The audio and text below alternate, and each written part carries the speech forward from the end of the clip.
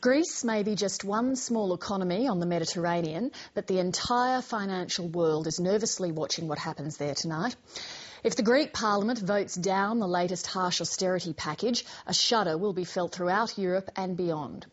The world financial system is still struggling to recover from the last economic crisis, and if a euro country now defaults on its debts, the consequences will be grim. Europe correspondent Emma Alberici is in Athens for 7:30 and filed this report.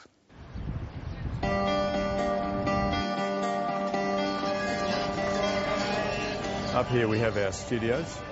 We've got the 40 studio apartments that are leased out on a short, medium and long-term basis. Holiday apartments, student groups. We get a lot of Australian students. Nick Geronimus moved from Perth to Athens 9 years ago to set up a backpackers hostel. He's since added a sports bar, a laundromat, and soon he'll open a fish and chip shop too. The 48-hour general strike is causing havoc on his businesses. It's peak tourist season, but holidaymakers are being scared away by images from the main square in Athens being broadcast around the world. When you see what happens on the news, even though it's contained in one block and doesn't affect anything else, as I would, I'd say, well, why am I going into a war zone for a holiday? There have been 20 arrests and scores of serious injuries as protesters battle police, brutal fury, and yet the critical vote to decide the economic future of the nation is still many hours away. Most of the people who've taken to the streets are members of the country's bloated public service. There are too many public servants who do nothing, and they've got to go. Do nothing? Well, they don't even turn up to work and they get paid. When it came to power in 2009, the socialist government said it inherited a public payroll that was so extravagant 150,000 people would be sacked without affecting services at all. I have several areas in my ministry where we had tremendous amount of waste that could not keep going because the government was spending money that was not being invested correctly. Now, I assume that among some of those angry are some of the people who had been used to a lifestyle that cannot continue to be financed by the state, by fringe benefits that could not continue. Culture and Tourism Minister Pavlos Ierolanos is a close ally of Prime Minister George Papandreou. Their government has been in power less than 2 years. He regrets the violence on display in Athens, but says this is a moment of truth for Greece. He and his party are determined to force social change and put an end to decades of what he calls state-sanctioned corruption. There is no question that when you try to change things around and when you need new financing, the first people you go to are the people that have been paying taxes until now.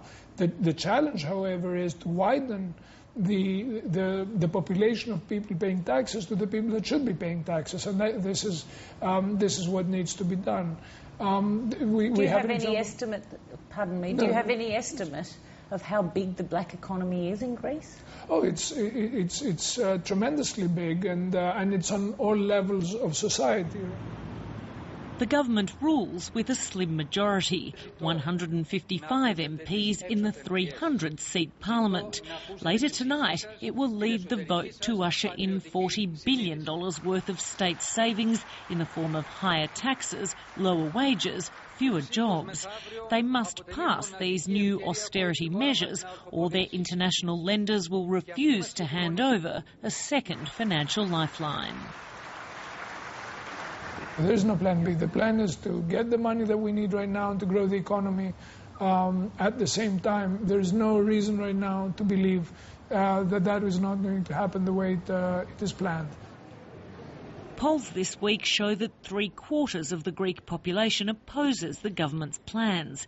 They're angry with a ruling class who said it needed just €110 billion to solve the crisis, Now, just 12 months later, they say another $100 billion is required. Nick Geronimus is angry too. So many tourists have cancelled their holiday plans this week that his hotel business has lost €20,000. He agrees with the Greek government that the country needs not only an economic overhaul, but a cultural one too. I mean, the people in this country all want the law enforced except when it applies to them. And I think that's the big issue, training the people here to comply and to pay tax. The Greek economy suffered negative growth of close to 5% last year and will fall another 4% this year. The government is selling off its public assets, but it's the country's natural assets that are likely to bring Athens much needed money. Tourism is one of the only growth industries for Greece. How is the mood within your government right now? Well, there's no question that with the vote coming up, things are very tense. And that's only natural because we are reaching the point where essentially we are going to assure financing for Greek debt in the years to come. But in order to do so, we need to take some measures that are very painful. They're very painful for all Greeks. The country's MPs are currently in the parliament voting on the package of austerity measures. If the government doesn't manage to get the bill passed, the European Union and the International Monetary Fund will force the country into bankruptcy. They've warned that there simply isn't a plan B. And yet the government will need to come up with $18 billion over the next 2 weeks if it's to pay for the economy's essential services. Does it mean you can't pay salaries? Eventually it will mean yes, that we cannot meet the obligations of the Greek state. What we need to do is we need to have a very serious discussion, not on how we're dealing with the immediate crisis, but where we want Greece to be in the next 20 years.